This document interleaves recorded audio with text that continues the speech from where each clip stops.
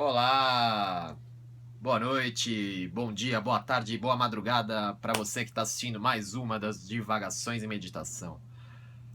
O canal e o projeto das Divagações em Meditação não tem como objetivo discutir política, filosofia política, mas infelizmente o mundo está indo para mais um caminho de novo, novamente estranho e esquisito com essas eleições do Trump. E não dá para, por mais filosófico e existencial que seja esse projeto, não dá para se calar. Então, mesmo quem está criticando e jogando vários anátemas, vamos dizer assim, vários achaques e vários golpes contra o Trump, também estão imbuídos na lógica de ser contra. Quando você é contra algo, você é a favor de outro algo, e ser a favor ou contra de algo é não perceber a totalidade da existência. Então, aqueles que se colocam contra o Trump não percebem, muitas vezes, esses mesmos que se colocam contra, que eles moram muitas vezes em condomínios fechados. Então vamos analisar vamos pensar um pouquinho essa questão. O camarada mora num condomínio fechado. Qual é a lógica do condomínio fechado? Um muro, você fecha, joga arame farpado, cerca eletrificada, um pouquinho de crocodilos andando ao redor do seu feudo quase medieval, óleo quente, se o cara pular você queima ele, essas coisas que tinham desde a Idade Média, né? Então, qual é a diferença de você murar os Estados Unidos e odiar os imigrantes? É a mesma lógica de você odiar as pessoas que estão fora e que querem roubar os seus pertences, os seus bens, e você precisa de segurança, de um porteiro, de alguém que vai checar o passaporte, entre aspas, de quem vai poder entrar no seu prédio, condomínio de casas, etc. Então a lógica do condomínio não é diferente da lógica do Trump. Então você que critica o Trump e busca segurança num condomínio fechado em São Paulo, Rio de Janeiro, sei lá onde você mora, onde você provavelmente alguns espectadores meus moram fora de São Paulo, mas a maioria que assiste é de São Paulo. Então, como que fica essa contradição, né? Dessas contradições que a gente consegue alimentar. Como que pode a gente discutir e jogar uma grande rebeldia, raiva, vontade de assassinar o Trump igual ele quer assassinar os imigrantes? Então, só muda a figura de quem você odeia, né? Ou você odeia PT ou você odeia PSDB. Você odeia, no fundo você odeia. Então fica essa discussão rasa. Política sempre vai ser rasa, sempre, no universo inteiro. Política sempre é a vontade de criar consenso e impor algo sobre alguém. Então, e aí você que assiste e tal e me conhece, pô, André, mas então como que a gente vai viver em comunidade? Como que pode? Né? Vamos pensar o seguinte: um sistema criado no século XVIII por um camaradinha chamado Montesquieu simplesmente colocou uma divisão dos poderes, né? Porque na verdade não existe poder.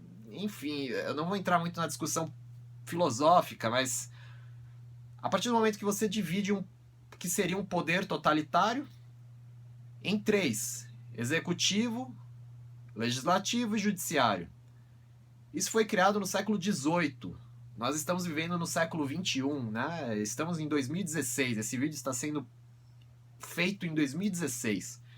Será que nada mudou do século XVIII, quando Montesquieu escreve O Espírito das Leis, até o século XXI, com internet, revolução digital, economia criativa, solidária, todas essas papagaiadas todas? Será que nada mudou e continuamos usando um sistema educacional do século XVIII? Na verdade, do 17. O nosso sistema educacional é da Prússia do século 17, em que você precisava criar soldados obedientes e calados que não contestassem as ordens do general, do comandante, etc. Essa é a lógica da nossa educação, calar a boca das crianças e dos jovens, enfim, até eles se tornarem adultos estúpidos e imbecis, embora eles tenham sido crianças extremamente inteligentes.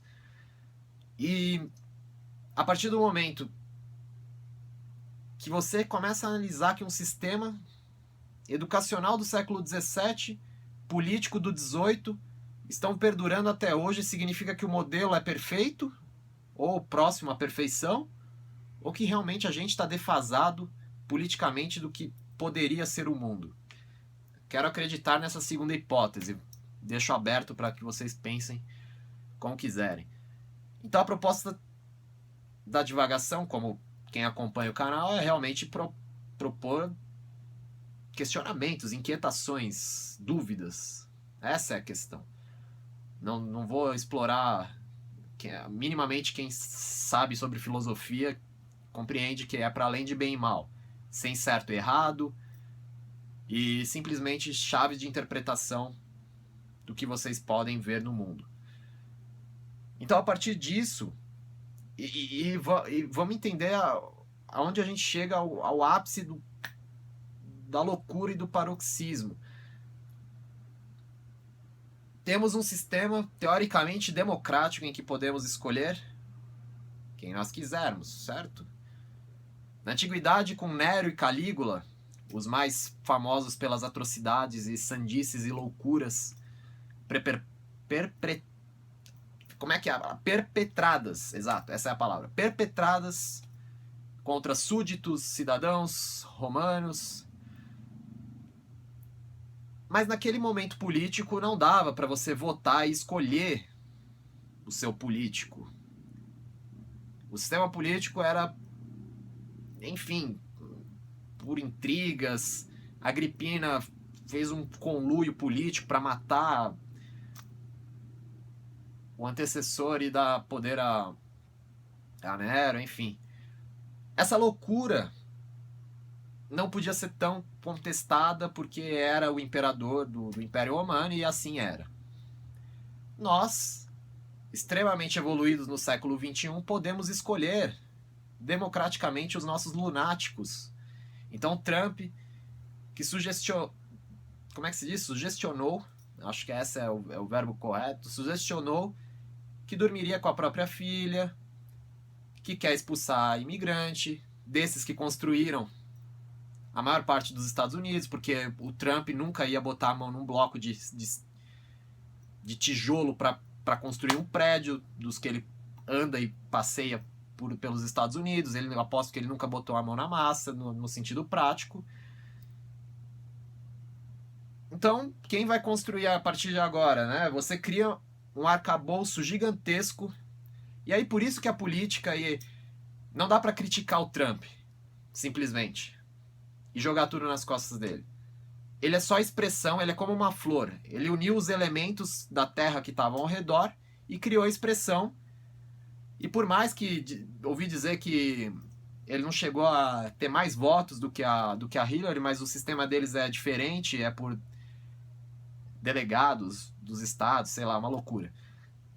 Mas de qualquer forma, ele não ganhou 10 votos de 10 americanos, 100, 1000. Não, foram um voto extremamente expressivo para ele conseguir tantos delegados. Se fosse 1% só dos americanos, a Hillary estaria eleita. E aqui eu não estou discutindo se a Hillary seria uma opção melhor ou não, a questão não é essa. Mas colocamos um lunático, né? Colocamos no sentido cidadãos do mundo.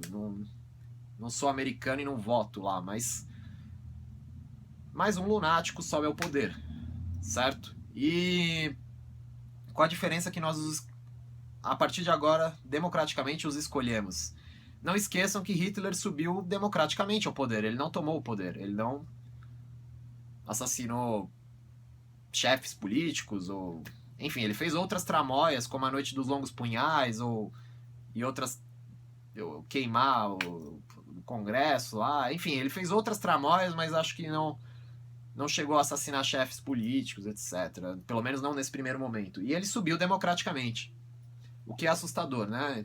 E eu não vou entrar tanto porque a discussão tem que ser rasa para os tempos modernos e para os para alguns ouvintes, então eu vou ficar aí nos tradicionais 15 minutos, pretendo, vamos ver.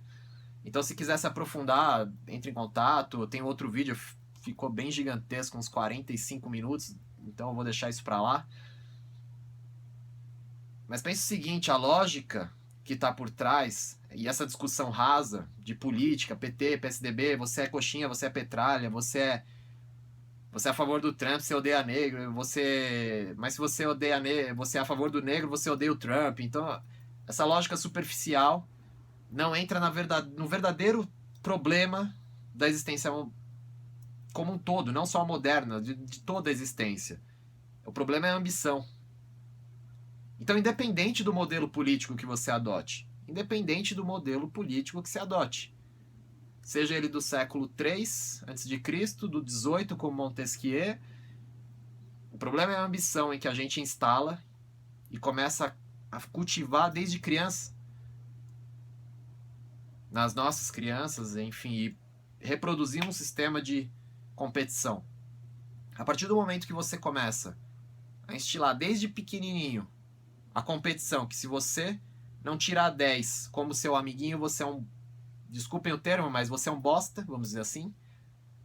Como se as aptidões tivessem que ser iguais para todos, né?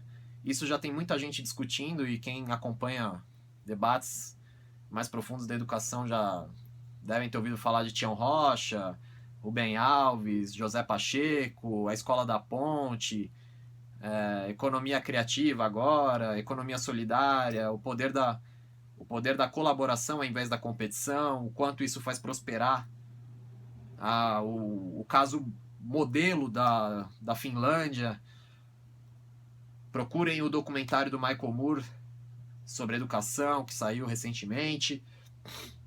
Então, o que está sendo posto em jogo a partir do momento em que as crianças, ao invés de serem dadas a liberdade de explorar seus potenciais, o que lhes são dados?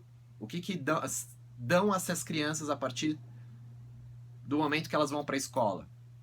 O poder de disputar com o amiguinho quem é melhor que quem. E você comparar existências, como se existências pudessem ser comparadas. Nem gêmeos univitelinos que nasceram do mesmo óvulo e do mesmo espermatozoide podem ser comparados. Eu, recentemente, lendo sobre doenças mentais, descobri a história de um gêmeo univitelino se tornou bipolar, transtorno afetivo bipolar, conhecido como TAB, e o outro não desenvolveu. Então, se fosse genético e não entrasse na conta emocional, espiritual, etc., dos dois, eles teriam que os dois serem bipolares ou nenhum dos dois serem bipolares, porque o DNA é o mesmo dos dois. E aí se revela com claridade que são as experiências que moldam e que mostram mais do que o DNA, né? É a adaptação ao meio. Então, que um não conseguiu se adaptar e acabou criando traumas emocionais, problemas, o outro não desenvolveu por algum X motivo que teremos que mapear a história dos dois, o que seria impossível. Não dá para ver com os olhos do outro, né? Nem sentir o que o cerne emocional de cada um consegue aprender. Então, voltando para o problema da ambição, que é o verdadeiro problema raiz. Não é discutir se é Trump, se é Hitler, se é Bolsonaro, se é Lula, se é Dilma, se é Temer, se é esse caralhada de gente que fode o planeta. Não é, eles são só o ápice, eles só são a florzinha, né? Eles só são a flor depois de brotar, a flor já desabrochada. A semente já tá podre, né? Já destruíram a semente das criativas crianças nessa insanidade geral. Então, se vocês quiserem aprofundar esse tema, não vou continuar tanto por isso, vou ter que extrapolar um pouco aí os 15 minutos, mas mais um tema eu quero lançar nas divagações, que esses dias eu estava passando por uma escola, que eu vou dar aula agora, e lá estava escrito assim, direito da criança ao amor. E aquilo já me acendeu 10 mil alertas. O nosso sistema jurídico, o nosso sistema legal, se baseia em cumpriu, não tem problema, você não vai ser recompensado por nada. Isso é problema seu, você ter cumprido o direito. Agora, você descumpriu o direito, você descumpriu a norma, você descumpriu a regra legal, você vai ser sancionado por isso. Vai ser, de certa forma, punido. Então, digamos que a criança tem direito ao amor. Certo? Era o que estava proposto no cartaz dessa escola. A partir do momento que alguém não ama essa criança, ela deve ser punida? Esse direito ao amor é de uma pessoa? Se uma pessoa amar essa criança, já está sendo cumprido o direito ao amor dela? Se nenhuma pessoa amar essa criança por algum motivo, foi abandonada, largada, ninguém está nem aí para essa criança, e ninguém destinou amor a essa criança, quem vai ser punido? 7 bilhões de pessoas? São as 7 bilhões de pessoas na Terra que precisam ser punidas porque o direito ao amor daquela criança não foi observado. Por mais bonito, e eu entendo a intenção de quem coloca um cartaz desse de direito ao amor ou direito à bem-aventurança ou, mais recentemente, direito à felicidade.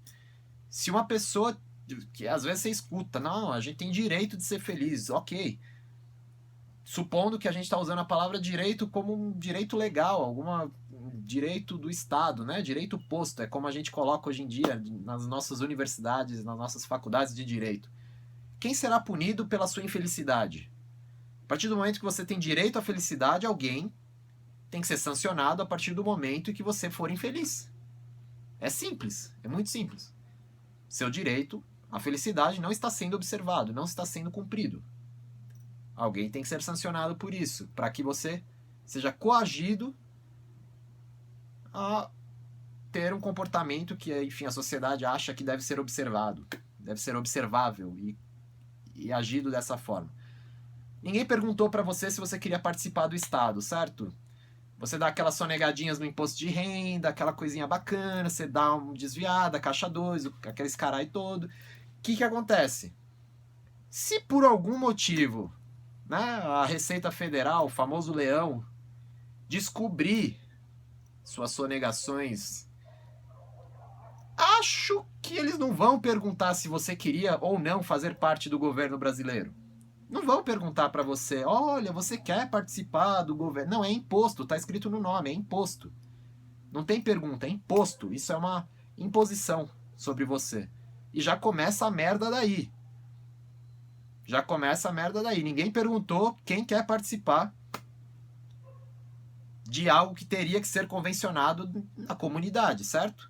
É uma imposição cala a boca e aceita. Então, se alguém lá em Brasília quer desapropriar um terreno ou alguma coisa, enfim, no meio, sei lá, da cidade do Rio de Janeiro, e eles quiserem dar a canetada, eles vão desapropriar e não vão perguntar para as pessoas.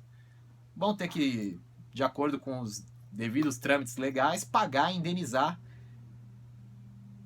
essa pessoa dona e portadora do direito inalienável de propriedade, certo? Vão ter que pagar quantias, money, dinheiro para essa pessoa. Mas não vai ter pergunta, filho, para você. Você quer dar sua terrinha pra gente? Não, não quero. Vai ter que dar do mesmo jeito, porque senão a gente desce o cacete com exército e polícia militar e acabou, e cala a boca. Então, já vejam como a merda é do começo, não tem consenso, não é, falam tanto sobre inclusão, participação, eu não sei como as pessoas não enxergam essas contradições, esses paradoxos, essas sandices, essas loucuras, enfim. E aí, a partir desse momento, como você não foi requisitado a perguntar, o Estado vai simplesmente, descobrindo a sua sonegação dos seus impostos de rendas, voltando àquele exemplo, vai coagir você a pagar. Não pagando, sequestrando bens. Não tendo bens, fazendo o que for possível legalmente e ilegalmente, como muitas vezes no Brasil acontece. E agora, voltando à questão do direito ao amor e o direito à felicidade, que é tão bonito, é tão floreado, dá para subir e todo mundo se abraçar e cantar We Are The World, mas a partir do momento em que o Estado não legislou direito ao amor e direito à felicidade, isso é o que você encontra espalhado por aí, cada um tem direito ao amor e tal, é isso que eu falei, tem nos cartazes, direito ao amor, eu vi lá, direito ao amor, a criança tem direito ao amor, ou como a gente escuta, eu tenho direito à felicidade. Então vamos pensar, isso não está legislado, mas vamos pensar então quem seria punido novamente por essa. Digamos que você se tornou infeliz por algum motivo, entrou em depressão. Nós temos que punir, de acordo com sancionar, né, de alguma forma, os 7 bilhões de pessoas que permitiram a sua infelicidade. Ou a criança que não foi amada por ninguém, os outros 7 bilhões de pessoas. Então, por favor, tentem tornar consciente os atos de você, espectador que está assistindo, antes de falar com ou então as bobagens de pense positivo. Eu, sinceramente, ainda não vi ninguém com pensamento positivo fazer surgir uma BMW na garagem, né? Porque hoje em dia tem bastante, até assisti bastante vídeo de um professor lá, o Hélio Couto, não sei o que. Até hoje eu não vi ninguém com a força do pensamento fazer um carro surgir. Sei lá, e essas coisas conseguem ganhar uma grande vastidão de pessoas. Eu não consigo compreender como as pessoas largam a reflexão completamente e abraçam coisas como pensamento positivo, direito ao amor, direito à felicidade, Bolsonaro, Hitler, Trump e tudo isso junto. Então a divagação vai ficar por aqui, um pouco ácida talvez, né? Mas que pensem um pouco se há alguma lógica, se é que há lógica nessa existência, né? Talvez a coisa mais irracional do mundo é que faça sentido. Porque qual é a racionalidade de nascer e estar vivo? A menor, né? Não tem, a compreensão e a razão nunca vai abarcar a poesia do universo. Então, você que assistiu aí esses 23 minutos, infelizmente esse vídeo foi um pouquinho maior, mas como dado os temas de Trump e direito ao amor e felicidade acabaram espraiando novas reflexões, eu queria falar muito mais, falei que fiz um vídeo de 45 minutos. Então você que se sentiu um pouquinho incomodado, se você não sentiu nada, tudo bem, vai assistir Ari Toledo, Gibi da Mônica. E talvez eu esteja sendo bem arrogante e pedante, mas a ideia não é essa, é um pouco cutucar, né? Mais ou menos como aquele vídeo do Clóvis, reaja, tenha sangue, pelo amor de Deus, reajam. Né? É uma apatia generalizada. E aí ou eu amo ou odeio, eu gosto disso ou não gosto, e aí eu gosto de tofu, mas não gosto de pão com mortadela, e essas formas de existência acabam criando diversos problemas para antes de apontar o dedo pro Trump, ou pro Hitler, ou pros Bolsonaros, ou pra PT, tanto faz o seu lado, eu não sou de lado nenhum, filho, não achem que eu tô aqui defendendo qualquer nível partidário, até porque partido está partido. A vida não está em reunião e harmonia com o universo, está partido. Nós precisamos voltar a uma união, uma harmonia. Não de vamos nos abraçar e we are the world, mas uma união com o universo. A partir desse momento em que você consegue ter consciência que a raiz dos problemas não são outros, forma de governo, falta de BMW na garagem e sim que é a ambição que é instilada desde o começo, na nossa infância, a ser mais do que... Imagine a loucura de uma rosa falar: eu sou mais do que um lírio, eu sou mais do que uma orquídea, eu sou mais do que um cravo. Como assim? Como é que você é mais? Você é flor tanto quanto a outra. Isso significa que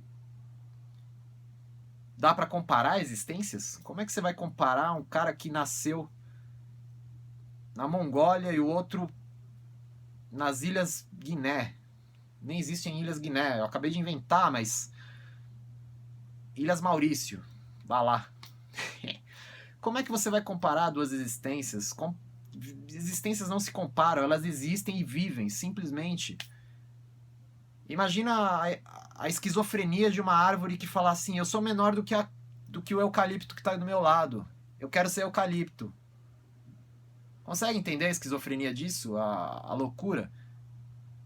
É como você olhar para o lado... 500 anos antes eu queria ser Shakespeare. Eu queria ser o Buda. Então a ambição não é só a ambição material, existem as ambições imateriais. Eu quero ser iluminado. Eu quero ser tanto especial quanto Buda. Eu sou um cara muito especial.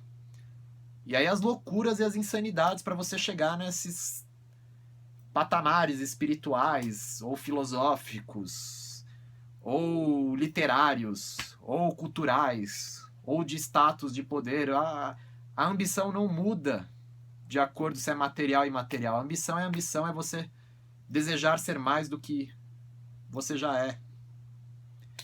Basta ser. O recado dessa divagação para você que chegou aos 27 minutos é: basta você ser. O resto é completamente irrelevante. E a vida vai ser vida plenamente. E eternamente.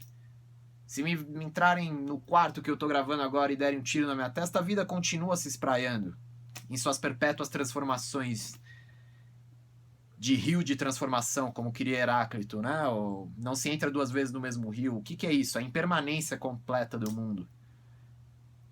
Quando você estala o dedo, o universo estalou junto com você e nunca mais ele retorna à posição original.